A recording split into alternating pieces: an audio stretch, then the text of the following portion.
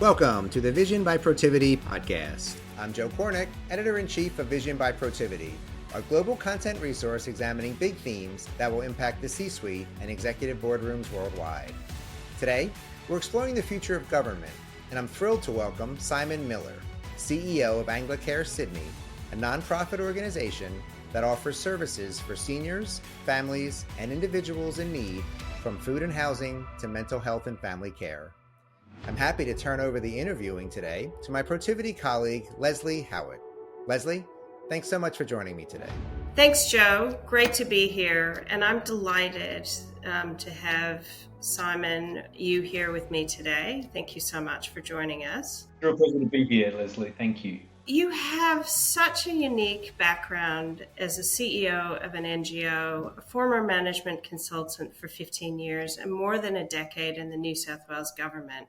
How do you think those experiences come together to help shape the work you currently do as the CEO of a not-for-profit providing aged care, retirement living, social housing, and community services to over 100,000 people across Greater Sydney and the Illawarra?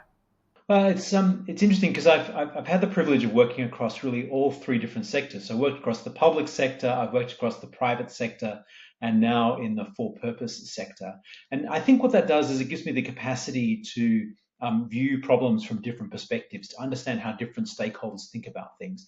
And one of the things with being CEO of a not-for-profit is there is so much that we have to do in working with other sectors. And so actually being able to speak their language, to understand the challenges that they're working on, to be able to bring a whole range of different skill sets around public policy and advocacy, around commercial analysis, around technology, and be able to knit those together.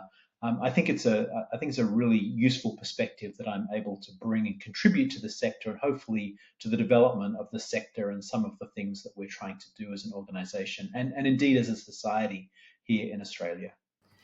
And so, given that, what do you see as the biggest challenges facing governments, both in Australia or beyond right now? Yeah, look, I think there's five really big themes that governments are grappling with. I think the first one is clearly cost of living. You know, there's sticky inflation. Governments and central banks are trying to deal with managing economic growth along with the price pressures, and they're really struggling with that. And they haven't really had to do that since the 1970s. But this is different to the 1970s as well. And so this is almost a unique challenge around cost of living. What's that leading to? It's leading to what I call the rise of disillusionment. There's this disillusionment amongst the population. You see this showing up in populism and extremism. You see it coming up with the challenges from social media. I think the third thing is energy transition.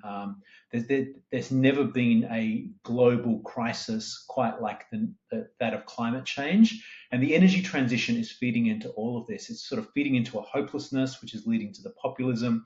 It's feeding to the cost of living pressures through the rise of renewables. But it's a really, really serious issue that governments are trying to grapple with. They know they have to do it. But there's a lot of pushback from the populace because it's expensive. And then I think housing, you know, the availability of housing, the cost of housing, you're seeing rents at unaffordable levels across at least most of the Western world. You're seeing dislocations in the housing market in places like China. And so there is a really significant challenge around housing right at the moment. And that's not just in Western democracies, it's right across the globe. And I think the last one is AI and technology, and governments working out what do we do with artificial intelligence? How do we manage it? How do we use it? So let's pick up on that last point. In your consulting days, you built and led an artificial intelligence and advanced analytics business across Asia Pacific, growing it from scratch to hundreds of data scientists and engineers.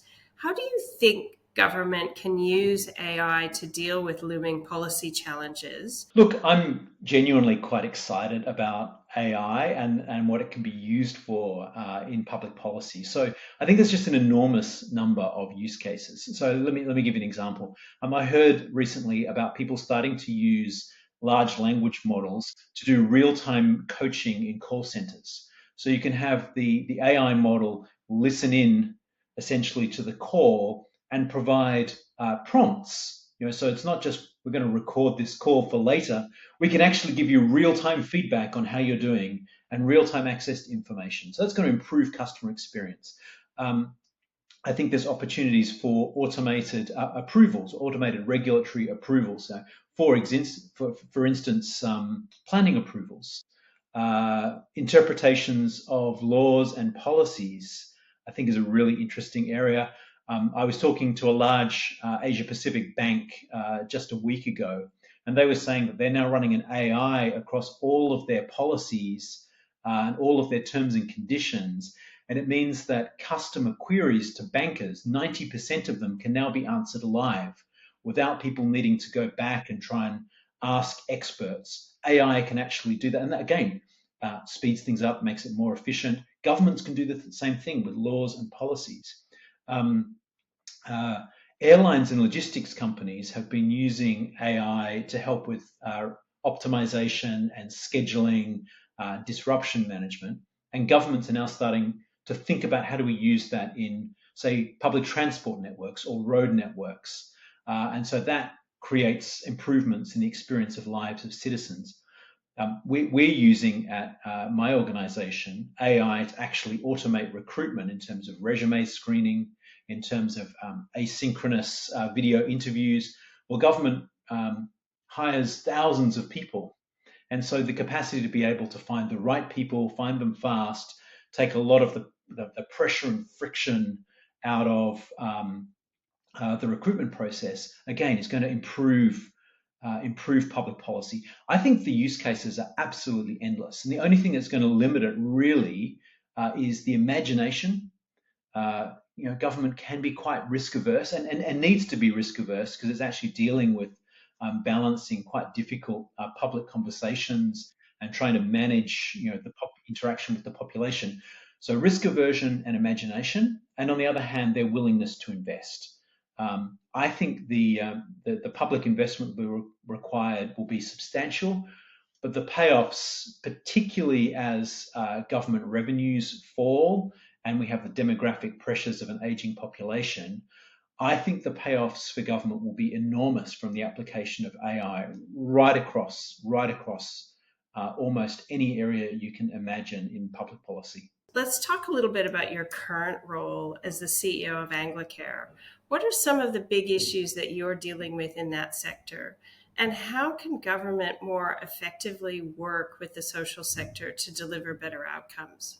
There's really four things that I'm particularly concerned about that we're working on. So I think there's the question of aging and ageism. Our population is significantly aging across most of the Western world, indeed across most of the world. We have an aging population. And there's a need for government to help foster a more healthy approach to aging. There's some research out of Yale that suggests that the way you think about aging actually impacts really significantly how healthy you are as you get older. You can have more years of being well as a result of thinking more positively about aging. And so I think there's a role for not-for-profits and for government to really think about how do we age well as a society. So let's not just make aging a clinical thing, something that is about a loss of capacity, but how do we celebrate? How do we embrace aging? How do we actually help well-being to be a feature of how we all grow older? And that's one of the things that we're trying to grapple with in terms of building communities for older people that are healthy and thriving and flourishing, that are not just about medical care, but are about community, that are about hospitality, that are about social connection. The second thing that we're really focused on is the housing crisis.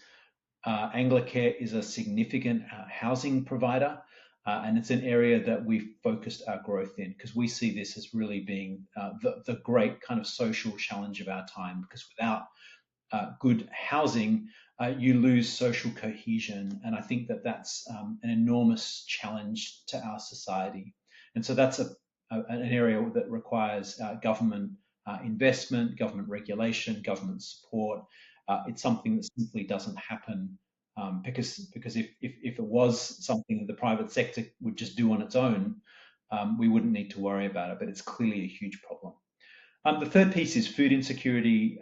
This is a big challenge. Cost of living and food insecurity, huge challenge across the Western world. Certainly in Australia, where I am, food insecurity, an enormous challenge for us. And how do we work on distribution? How do we work on subsidizing that? How do we work on building capacity and employment? And I think the last one that we're significantly working on is around mental health. Just the increase in the number of mental health challenges in the community, particularly for both young people and for older people. The group in society that has the highest rate of suicide is men over 85. It's not the largest number, but it's the highest rate. And so mental health challenges for both teenagers and for seniors are an area that we are partnering with government to really invest in counselling, in psychology, in support. They are big challenges that we need to face into as an organisation in partnership with government. That's quite amazing. That's a stat that I had never heard before. But having an aged father, I can kind of understand how that might come about. And so for my last couple questions, I want you to look out 5 years or so, maybe to 2030. What do you envision for the future of housing, specifically social housing and community services, to support Australia's aging population? So one of the biggest challenges with housing is around supply. We just need more housing.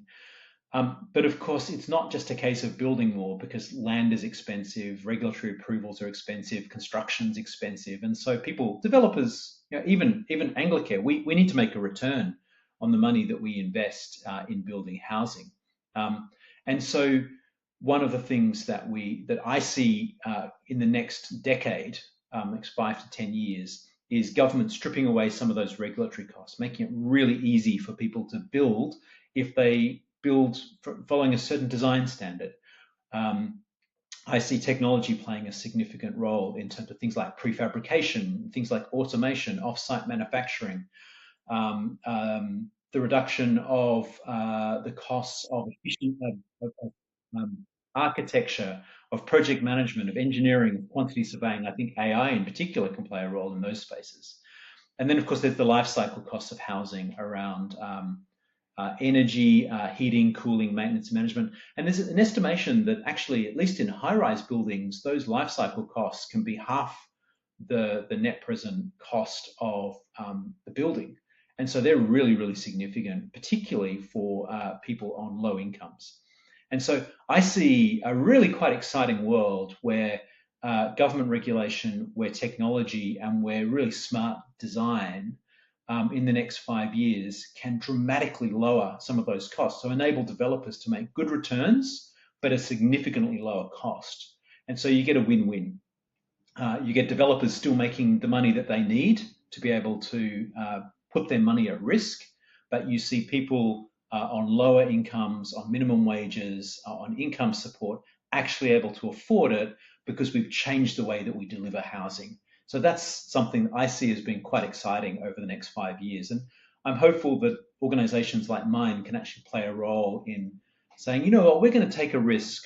We're going to do some things a little bit differently than we've traditionally done because we can and because we can sort of show the way. And so I'd actually like us to be an innovative organization. But these things are going to really transform the way we deliver housing, I think. Amazing.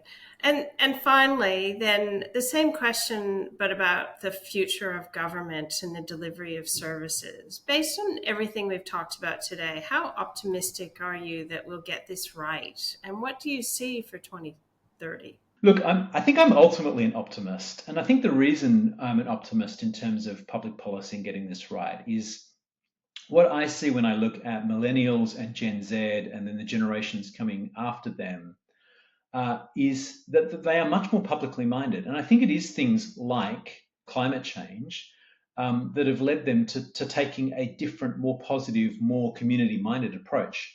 And so I think that by 2030, the millennials and Gen Z are going to be a really significant part of the voting population.